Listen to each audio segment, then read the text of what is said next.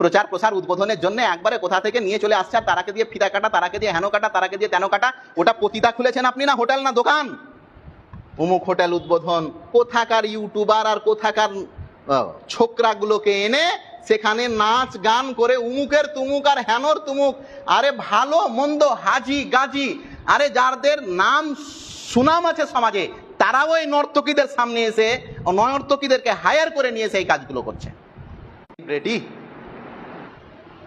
নাম দিয়েছে কি? প্রচার প্রসার উদ্বোধনের জন্য একবারে কোথা থেকে নিয়ে চলে আসছে, আর তারাকে দিয়ে ফিতা কাটা, তারাকে দিয়ে হেন কাটা, তারাকে দিয়ে তেন কাটা। ওটা পতিতা খুলেছেন আপনি, না হোটেল না দোকান? যতজন ওই বিটিটা পাপ হয়, তো এই কোটিটা পাপের মধ্যে আর 1 কোটি পাপ আপনার ঘাড়ে চাপবে। আপনি কত বড় মোত্তাকি আর পরেজগার, ওটা বাদ দেন। নাউজুবিল্লাহ। কোথায় আজকে জাতি? আল্লাহ নবী মুহাম্মদ সাল্লাল্লাহু আলাইহি সাল্লাম বলেছেন পাপীদেরকে সম্মান করা যাবে না। পাপী মানে, এর পূর্বে আপনাদেরকে খুতবাতে আমি বলেছি, সুদখোর যতই বড় সম্মানী ব্যক্তি হোক না কেন, আপনার কাছে বুড়া আঙুল ওটা। সালাসু ওয়া সাবঈনা হুবা আইসারুহা আইয়ানকাহুর রাজুল মিন উম্মিহি। সুদ খেলে ক্যাটাগরি হয়, সুদ খেলে 73 ধরনের পাপ হয়। একটি হাদিসে এসেছে 72 ধরনের পাপ হয়, মানে স্তর। সবচাইতে ছোট পাপ যেটা সুদ খেলে, সেটা হয় নিজের মাকে বিয়ে করা।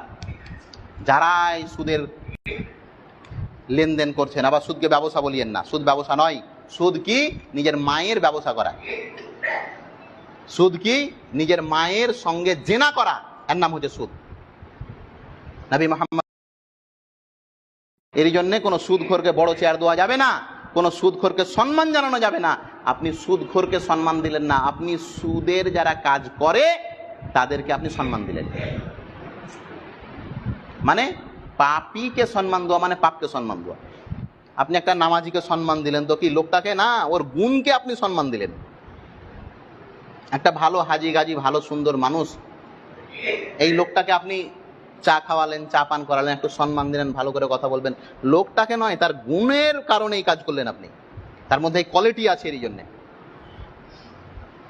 যারাই ফতুয়া পাতা খুঁজছেন, এরাকে নিয়ে এলে কি ক্ষতি? আমি বলেছি যারা নর্তকীদের ব্যবসা করে তাদেরকে সম্মান দেখানোটাই হচ্ছে পাপের কাজ। আপনি দেখতে কেন গেলেন? ওই বেহায়া বেশরম যারা নিজের শরীরের পরিচর্যা করে, শরীর দেখিয়ে টাকা ইনকাম করে, তারাকে মানুষ বলে? শরীয়তের পাতায় তারা হচ্ছে পশু প্রাণী। প্রিয় ভাই, যে বা যারা এই কাজের মধ্যে জড়িত আছে, আমার পক্ষ থেকে দোয়া থাকলো আল্লাহ যেন তাদের ব্যবসাকে কোনোদিন উন্নতি না করে। বলেন আল্লাহুম্মা আমিন।